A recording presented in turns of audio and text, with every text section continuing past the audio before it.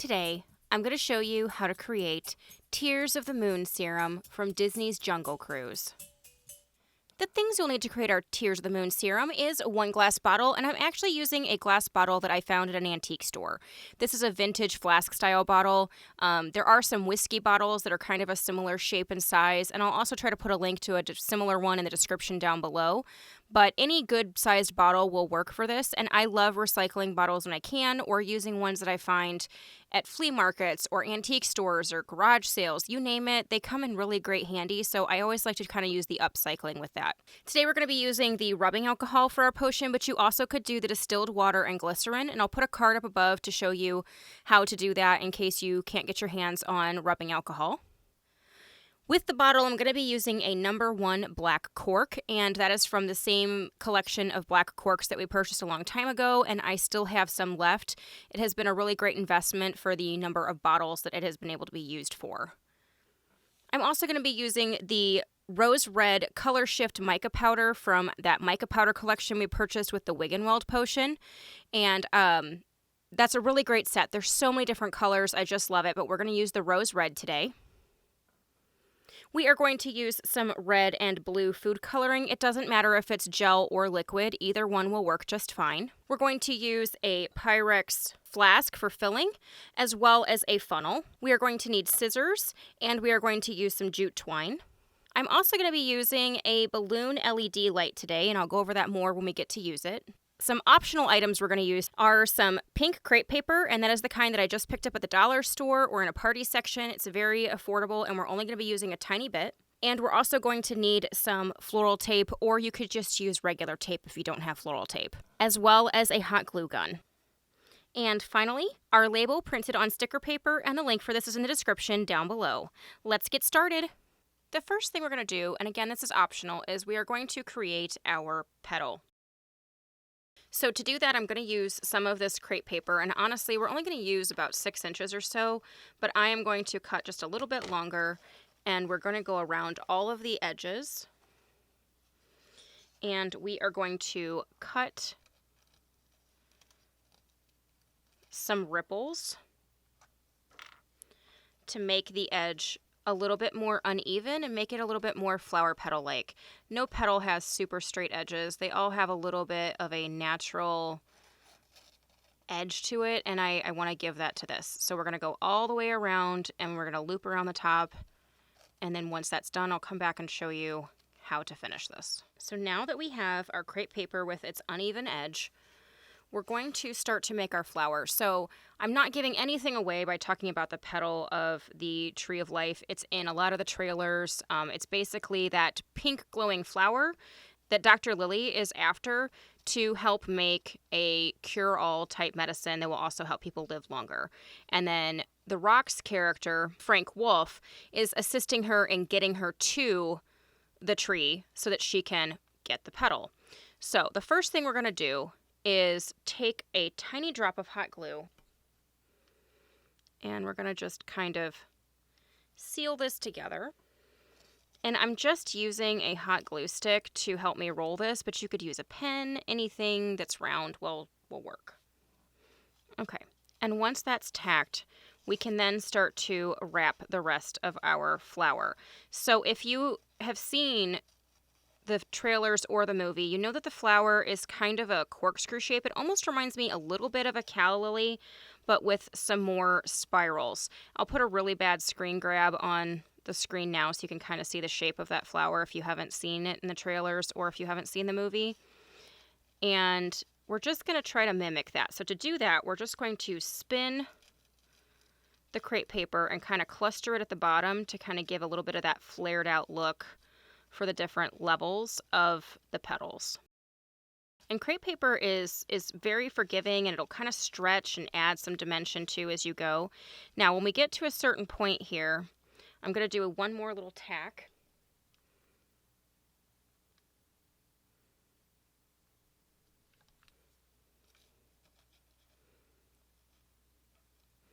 Just so it kind of holds where we want it. And then I'm actually going to pull my little hot glue stick or whatever you're using to help make your flower, and we're going to insert our little balloon LED light. So we can just kind of stick that in. And then we're going to finish wrapping this. So again, just kind of tuck towards the inside, flaring out the top to create those corkscrews. Now, once you think you get this kind of roughed out, then we're going to take our floral tape and we're going to just go around the top part of the light because we still want to be able to unscrew this and screw it to get it to turn on and off. I'm just going to go around a couple times. The key with floral tape, if you've never worked with it before, is to kind of pull as you go. And it will actually kind of release a little bit of an adhesive that works when you press on it, which is why it works for flowers. It doesn't damage them. It sticks to itself. It doesn't need any other type of adhesive. But because we just did it on the top half, we can actually unscrew this and turn our light off. And then we can screw it back together and turn it on. So now that we have our roughed out version of the petal, we can now start to shape it a little bit more. And to do that, you can kind of twist it. You can use the end of a paintbrush and kind of curl some of these out a little bit. Because it's crepe paper, you can kind of pull out and rub with your nail, and you can kind of get a little bit of a different shape and get it to open up some to help give us that corkscrew effect. So we're just going to kind of play with this and get it to the shape that we want. Now we have our little petal, and again, this is optional. I'm going to turn off a light so you can kind of see how it glows. But I just wanted to get a similar effect to the one that's in the film. So then that way we can kind of add another element. This is completely optional again, and you could just use a silk flower if you find one that you think would work, and you could still insert the light as well. But now we can move on to making our bottle. Would you like a chance to win this potion bottle? Then consider supporting me over on my Patreon. All of my patrons have a chance to win one of my potion bottles every single month. Link is in the description down below.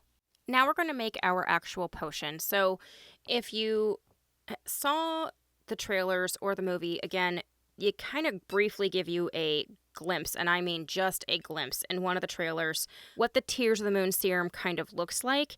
And it was kind of a deep maroon color base with a hot pink swirly look to it. So we are going to mimic that today. So we are going to use our funnel and our rubbing alcohol, but again, you could use distilled water and glycerin.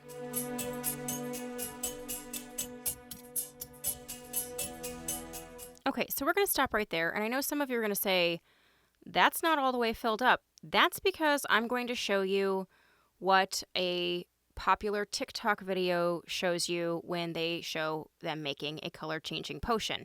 And sometimes you guys have asked me questions like, does it matter if I mix the mica powder in a separate solution, or why does it not mix the same way when you're pouring it in?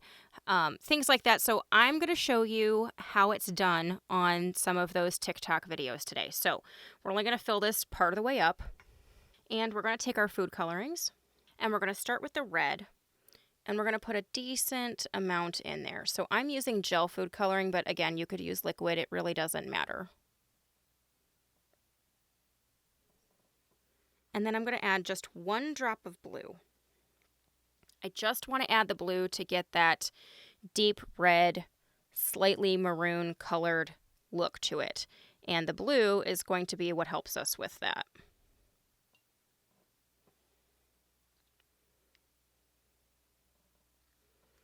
So we're going to cork this up and shake it up and see if it is the color we want, because we can always add some more red if we need to.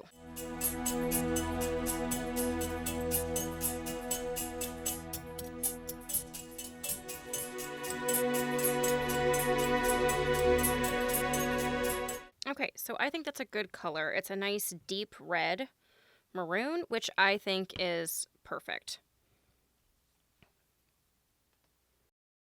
Okay, so now we are going to make our mica solution.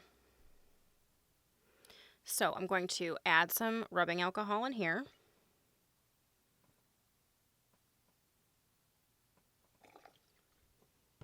And we're going to take our mica powder, and I'm going to put some in here.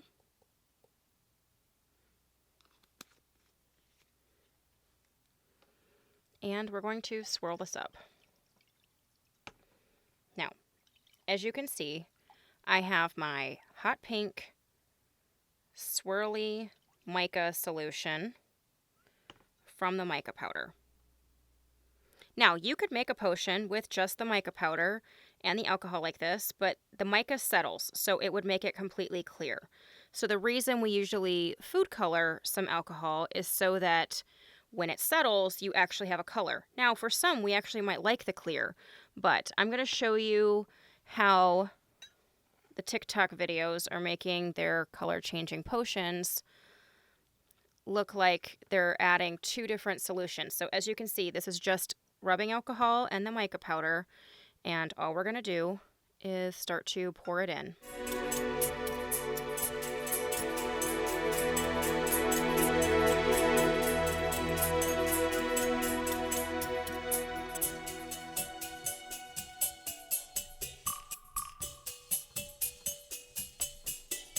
And you can see that we got our mica swirls in our bottle by adding our pink mica solution. But we would have gotten the exact same effect if we would have just added the mica in here and shaken it up. It's the same thing.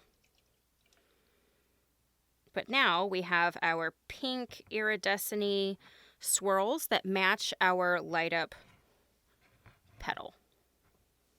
One thing I would like to mention with the rubber cork, to make sure that it gets a really good seal, you want to make sure that the neck of your bottle is dry. You don't want it to be wet with your water or rubbing alcohol, any of that. And then you also want to make sure that your rubber cork is dry. You don't want it to have any wetness or residue on it, because you want it to be dry on dry so that you get a really great seal. So you should be able to just like push this in hard, kind of give it a tug, and it's not going to want to come out. Now you know you have a great seal that will keep your potion in there, and it also helps with evaporation. Okay, so now that we have our solution done, we're going to go ahead and start to work on the neck of our bottle. So the first thing we're going to do is decide which side of the bottle is the front and which side is the back. So I believe this is the front just based off of the bump back here, an indentation in my bottle. So because this is the back, this is going to be where we attach our flower. So I kind of just want it to stick behind the head of the bottle, which again, if you have seen some of the trailers that kind of show the bottle like this, you will see that there is a petal towards the top. So we're going to use our hot glue gun, and we're going to add some glue to just the top portion, because again, we need this to be able to be turned on and off by twisting that bottom.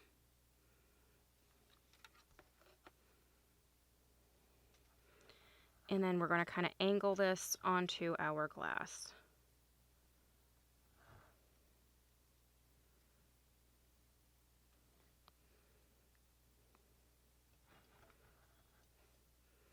So that way we can hold the bottom and twist it and untwist it.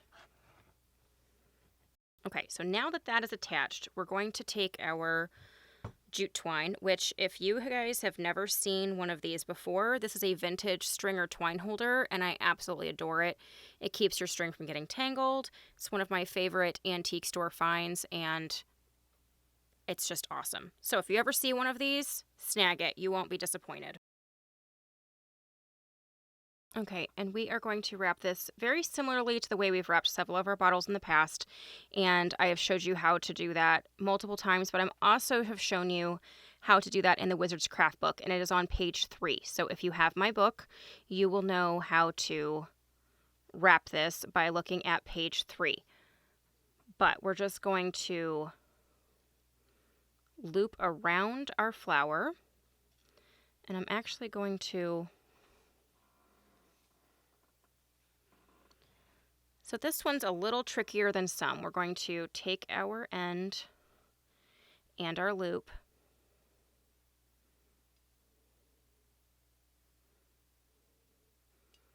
And then we're going to go around the top part of our flower.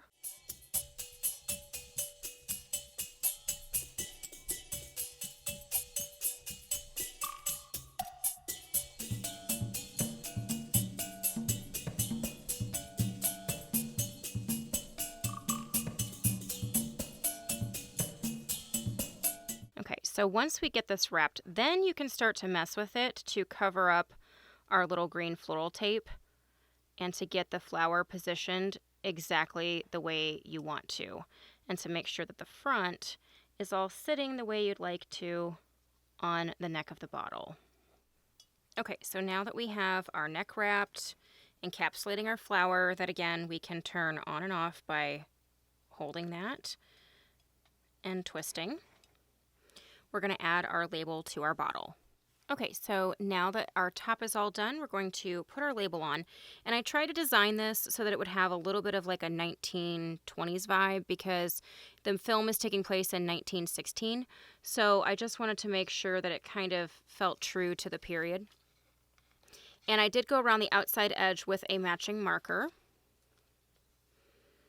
just to give it a little bit more of a finished look. And we're going to stick our sticker paper label on. Okay, and I think that looks pretty straight, so we're going to rub this down. Okay, and I think that's going to do it. So this is our Tears of the Moon serum, a cure to help you live longer and end terminal diseases. Created from a petal of a unique bloom from the tree of life, picked under the blood moon.